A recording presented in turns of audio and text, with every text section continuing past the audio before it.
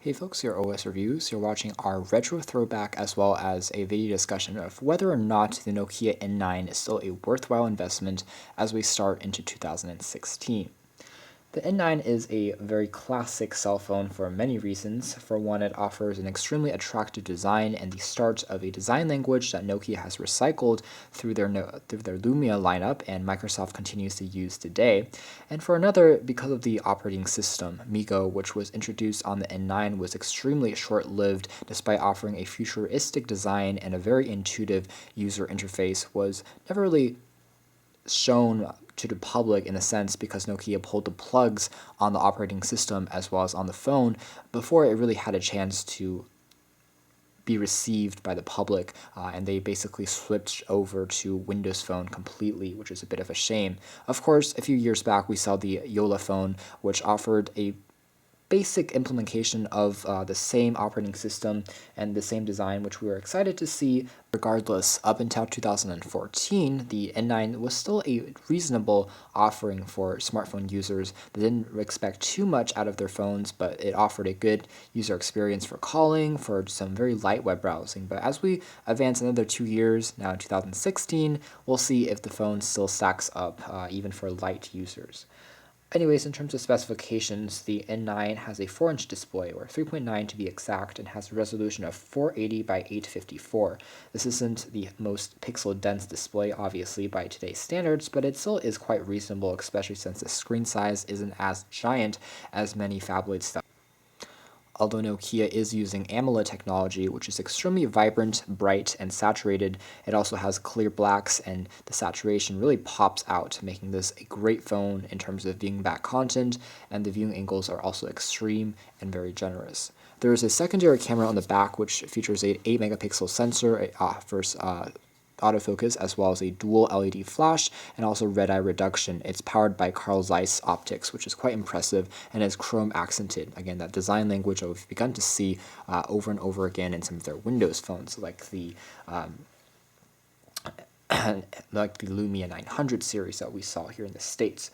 Other specs include a 1 gig RAM, which is pretty good for that day and age, although the processor is only single core. It's a Texas Instruments OMAP 3630, which is quite sluggish by today's standards, although for the operating system it still runs pretty zippy. It's just for complex sites it will not work, it will crash, and for more complex games it's not going to be the fastest either. Otherwise, the battery is sealed in the phone just like on iPhones. It's not user replaceable, and it's capped at 1450 milliamp hours, which comes to a point of discussion. So if you're getting this phone secondhand and the phone has already been used pretty heavily, something that has a non-replaceable battery might not be the best choice because perhaps battery life is already quite short, at least here in 2016, considering the phone was originally released in 2011. But if you do get it new, that is one area that you don't have to worry with. Otherwise, dimensions and weight, you have 135 grams, so it's quite weighty for a phone that's reasonably small, and it does have a micro SIM card, so that is pretty modern. That is the same size that most phones today, Android, iOS, still use, so that is exciting to see. And also wise, the memory here has 16 or 64 gigs built on in. It is not expandable, which is unfortunate, but that is enough for most folks as well in terms of storage of photos and video content. That's basically it as far as main specs are concerned. The 3.5mm jack does support Dolby Mobile, so it does offer pretty good audio quality. There is an FM radio on here, accelerometer, Bluetooth, Wi-Fi, GPS, all the things you would expect from a phone, even a flagship phone a few years back. Color schemes, you have black, as you can see here. It also comes in other ones like cyan, magenta, glossy white, which are quite attractive and pleasing to the eyes. The main design of the N9 is also crafted out of a single piece of polycarbonate, which is a type of plastic that is pretty strong and durable, and even if you chip it, the internals will be the same color as the outside, which will disguise a lot of scratch and wear and tear, which is good. The tapered edges on the phone are pretty sharp, however they do provide an interesting aesthetic appeal, and the bottom features the single loudspeaker, which is indeed very, very loud and impressive for playing back your music. The other side features a 3.5mm jack and 2 flaps which will cover the micro USB port for charging and syncing information with the computer, and this side features the tray, which allows you to insert your SIM card. This is a fully unlocked GSM quad-band world phone. The other side features a volume rocker, which is also pretty tactile, risen above the surface, and responsive, and there's also a dedicated power on-off switch. However, there is no dedicated key for the camera shutter, which is a bit unfortunate. So overall, the phone is very attractive. It's slightly curved, it's also reasonably slim even by today's standards, and fits nicely into the hand. Something I also want to point out on the front here is that the secondary camera, which is VGA quality, is at the very bottom. So that's something that we also saw with the Sharp Aquos Crystal phone. Not the best position because your face will be looking from the bottom up, and that's not a very attractive look. However, it is there, so that is something that you do have on this phone. It was kind of ahead of its time in terms of presenting a secondary camera, so it will work with Skype as well as some video chatting applications. The top features a Nokia logo as well as the earpiece, and the screen itself is laminated as well as offering 0 gaps between the actual LCD panel and a touchscreen, which is made out of glass, so it offers a seamless experience. It's also slightly curved, or 2.5D curved from the edge to edge, like the Samsung Galaxy S3 and S4, which means that when you're swiping back and forth between different menus, it just feels a lot more slick as well as responsive. It adds that much more of a better user interface and experience that creates and evokes a sense of confidence. Another element of the N9 that is ahead of its time is the software.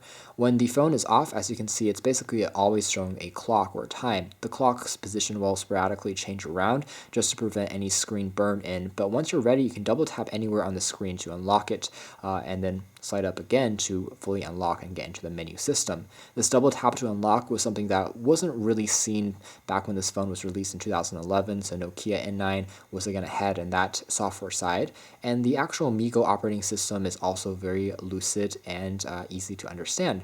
There's just this one page of your favorite applications that you download. It's going to extend and add more, and you can slide back and forth between 3 different panels. One which shows the time, date, and weather, the other which shows your currently open applications as cards, kind of like WebOS with HP and Palm. You can tap on these to go back and forth with multitasking or close them up by selecting one. It's very fluid, it's very responsive. You can get larger decks, smaller decks, and that's basically it, just these 3 panels.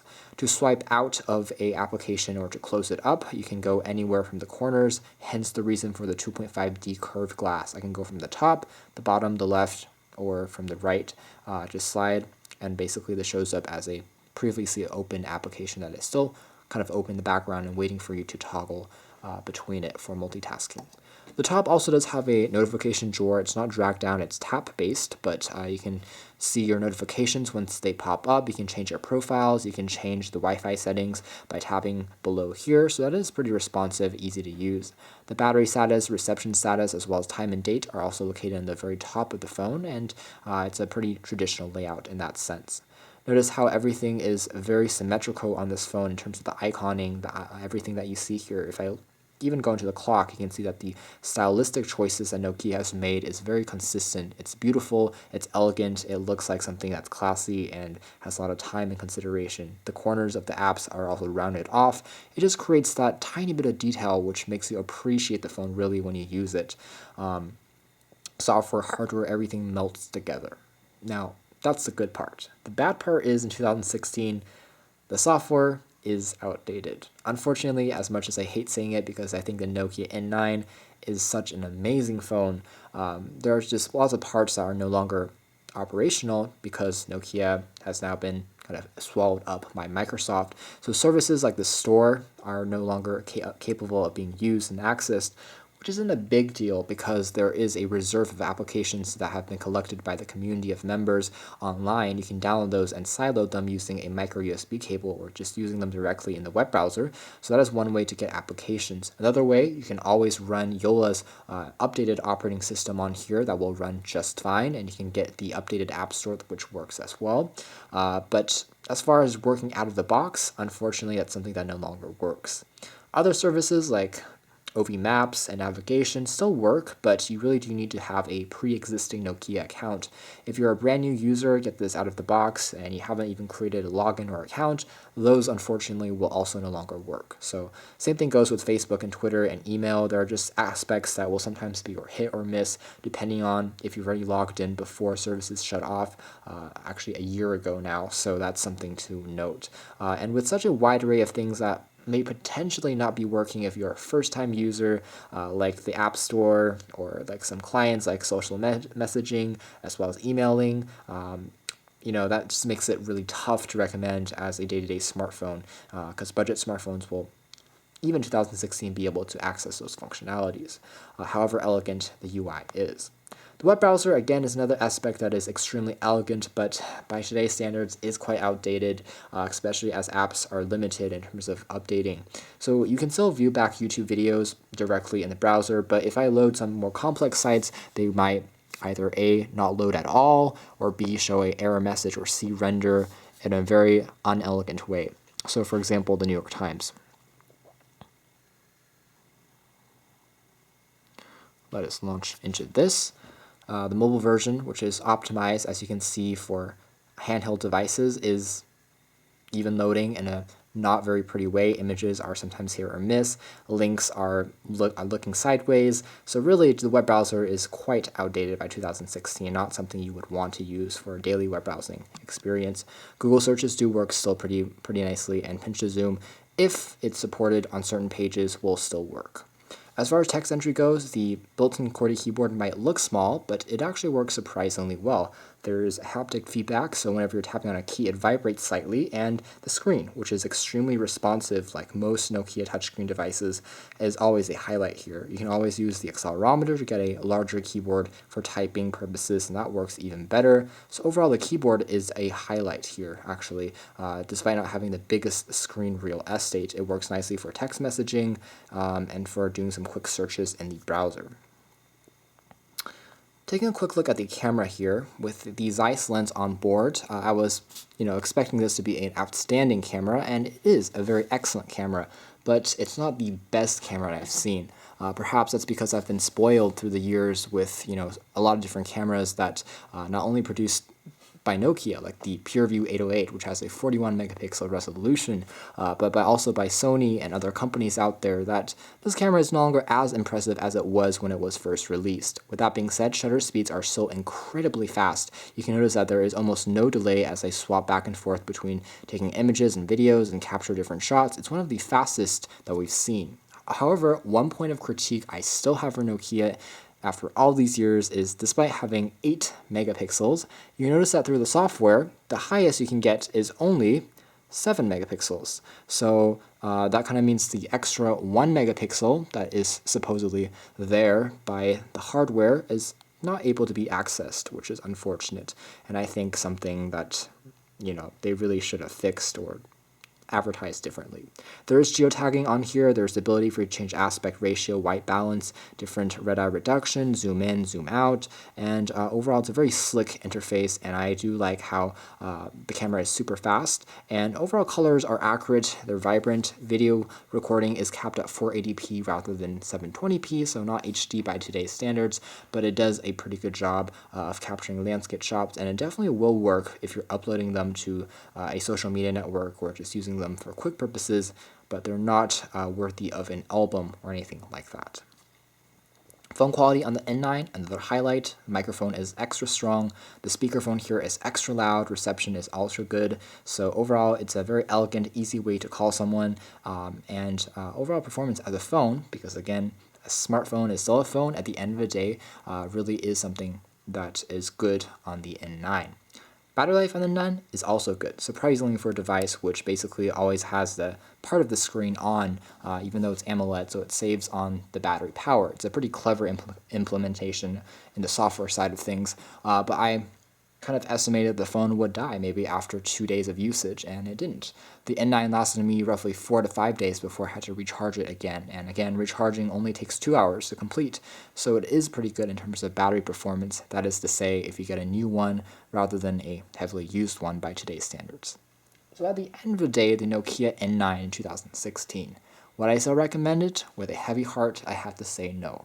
And that's because the applications on here are just too outdated to be used, even if the software and the other elements of the software, like the UI and the hardware, are amazing still. So as a collector's piece, maybe as a part of history, the N9 is still worth checking out. But as a day-to-day phone, even as a budget phone maybe, which it really isn't, because even on Amazon and eBay it's still quite expensive, the N9 is definitely not something that will fit the bill as a low-end smartphone anymore. But it is something that still works as a phone, but it doesn't work as a great web browser or a great social media client, and so on and so forth. Anyways, this is a trip down memory lane with Nokia N9, a classic and memorable smartphone, one of my favorites. And I hope you guys enjoyed this video. Be sure to comment, subscribe, and keep on watching for more. Thanks for watching here at OS Reviews. Here is the Nokia N9.